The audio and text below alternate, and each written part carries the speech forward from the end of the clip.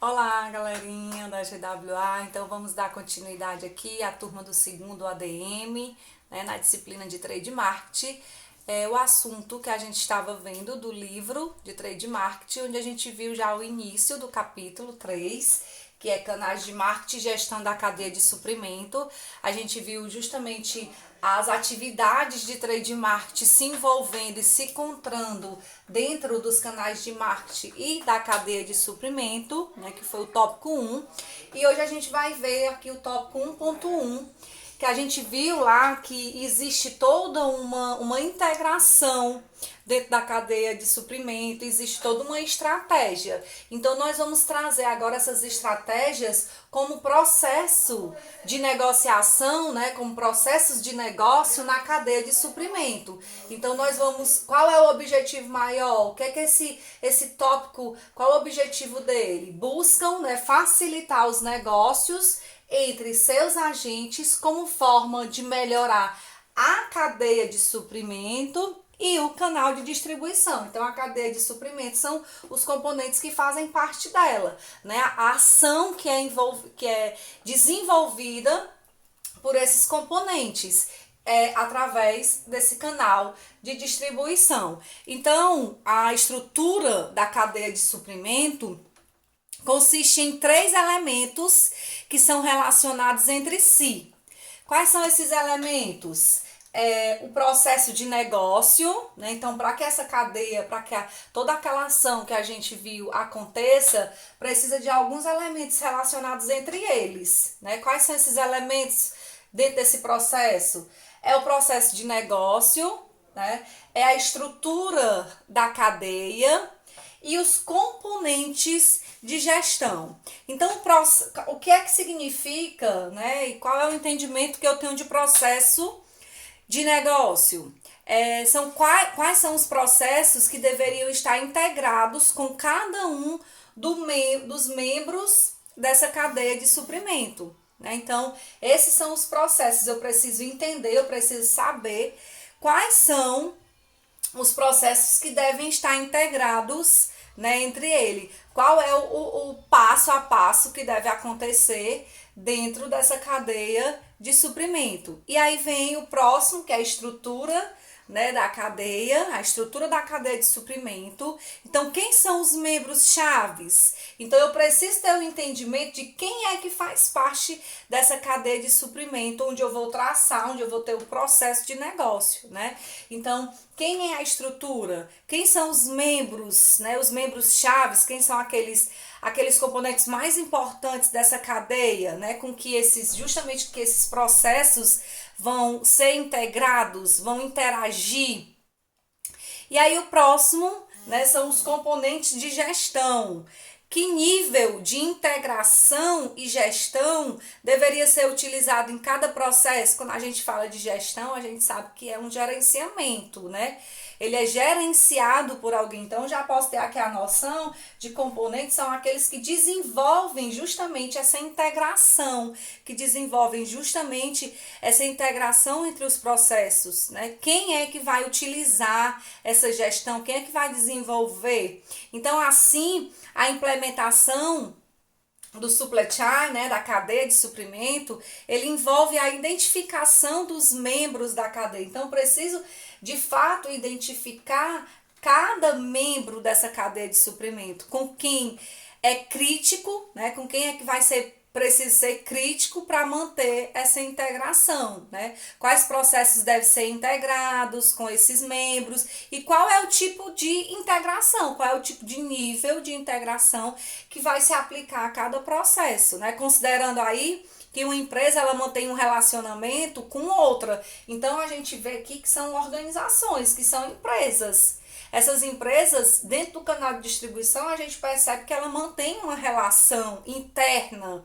Então, elas precisam ser vinculadas, elas precisam ter um comportamento interno, elas precisam ter um envolvimento interno, um vínculo, né, gerencial por ambas as empresas. Então, a distribuidora ela precisa fazer parte dessa organização, dessa indústria e vice-versa, né? Então precisa se manter esse relacionamento uma com a outra. E aí é quando eu já posso determinar, então, esse processo, né, de negócio interno. Por isso que fala-se processos de negócio. E aí é quando eu trago esses processos de negócio para o interno das organizações. Né? Posteriormente, aí envolve a gestão de relacionamento com os clientes, né? Então, o relacionamento entre os clientes, o serviço que é prestado, a demanda, né? Que se tem a gestão de demanda, a necessidade do pedido, o atendimento ao pedido, o fluxo de produção, de manufatura. Então, tudo isso, vamos usar aqui esse exemplo da distribuidora com a indústria, ela precisa entender todo esse processo de negócio interno. Ela precisa entender esse processo que a indústria tem lá dentro da sua organização. Ela precisa entender como é que é o relacionamento da indústria com os seus clientes, né? Qual é o serviço que eles prestam, qual é a demanda, qual é o tempo de demanda, qual é o atendimento do pedido, como é que se é feito o atendimento do pedido, o fluxo da produção, como é a manufatura deles, como é a produção, o tempo, tudo isso eles são processos de negócios internos, né? A gestão de relacionamento com outros fornecedores, como é o desenvolvimento e a comercialização dos produtos, né, dos produtos dele, como é a questão de devolução. Então, a distribuidora ela precisa de fato fazer parte do processo de negócio daquela outra organização. Né? Então, essas duas organizações elas precisam ter esse processo de negócio. Então, eu preciso de fato, como a estrutura da cadeia, é conhecer. Então, a distribuidora ela precisa conhecer a indústria, todo o seu processo de implementação, de negociação, entender o outro ponto principal, o outro elemento principal desse elo, que são os componentes. Quem faz, né, esses componentes acontecer? Quando eu falo de estrutura de cadeia, também é considerado também um elemento chave, né, na gestão da cadeia de suprimento, porque envolve conhecer explicitamente como a estrutura da rede, né, como é que a estrutura daquela organização está configurada e entendê-la.